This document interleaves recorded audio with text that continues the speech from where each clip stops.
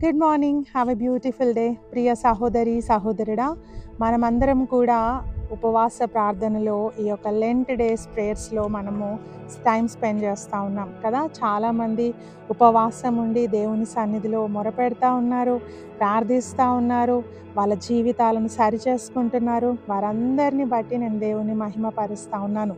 ఈ సమయంలో ప్రియ సహోదరి సహోదరుడా, మనం ఉపవాసం చేస్తున్నప్పుడు మన ఉపవాస ప్రార్థనకు జవాబు రావాలంటే మొట్టమొదటిగా మనం దేవునితో సమాధానం కలిగి ఉండాలండి.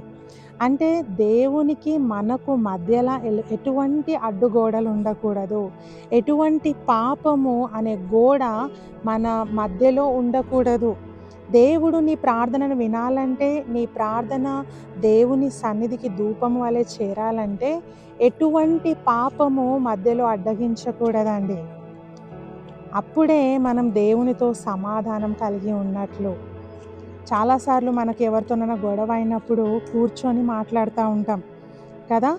వివాదం తీర్చుకోవాలంటే కూర్చొని ఇది ఇలా అది అలా అని ఆ వివాదాన్ని సరి చేసుకుంటాము. ఇన్ ద సేమ్ వే దేవుడు చెప్తా ఉన్నాడు, మన వివాదము తీర్చుకుందాము రండి.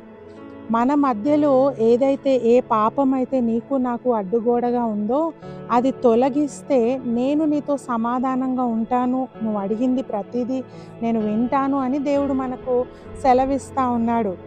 అయితే మొట్టమొదటిగా మన ప్రార్థన దేవుని సన్నిధికి చేరాలంటే మనము ఆయనతో సమాధానంగా ఉండాలి. హల్లెలూయా.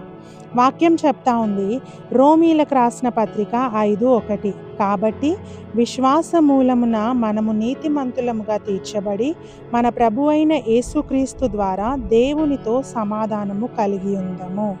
హల్లెలూయా. ప్రియ సహోదరి సహోదరుడా, మనం ఎప్పుడు నీతిమంతులుగా తీర్చబడతామంటే ఎప్పుడైతే దేవుని మీద విశ్వాసం ఉన్నప్పుడు. ఈరోజు దేవుని మీద మనకు విశ్వాసం ఉందా? మనం నమ్ముతున్నామా ఆయన ఉన్నవాడు అనువాడని? మనం నమ్ముతున్నామా మన ప్రార్థన ఆయన వింటున్నాడు అని? మనం నమ్ముతున్నామా ఆయన నేటికి సజీవుడని?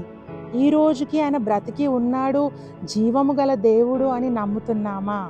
నీ విశ్వాసమే నిన్ను నీతిమంతులుగా చేస్తుందండి. హల్లెలూయా. ఎప్పుడైతే నువ్వు దేవుని మీద విశ్వాసం ఉంచుతావో నువ్వు నీతిమంతుడిగా పిలువబడతావు.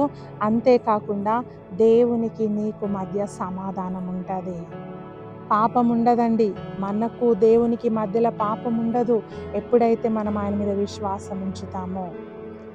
సో మనం ఆయన మీద విశ్వాసం ఉంచుదాము, చెడుతనాన్ని విడిచిపెడదాము, పాపం అనే అడ్డుగోడను తొలగిద్దాము, దేవునితో సమాధానంగా ఉందాము. తప్పకుండా మనం నీతిమంతులుగా పిలువబడతాము. ఒకరోజు దేవుని రాజ్యంలో మనము బలా నమ్మకమైన మంచి దాసుడా మంచి దాసురాలా అని పిలువబడతాము. హల్లెలూయా. సో మన ఉపవాసము దేవుడు అంగీకరించాలంటే దేవునితో సమాధానంగా ఉందాం, ఆయన మీద విశ్వాసం ఉంచుదాం. ఆయన మన చెయ్యి విడిచిపెట్టడు అని నమ్ముదామండి. దేవుడు మిమ్మల్ని దీవించును గాక. God bless you.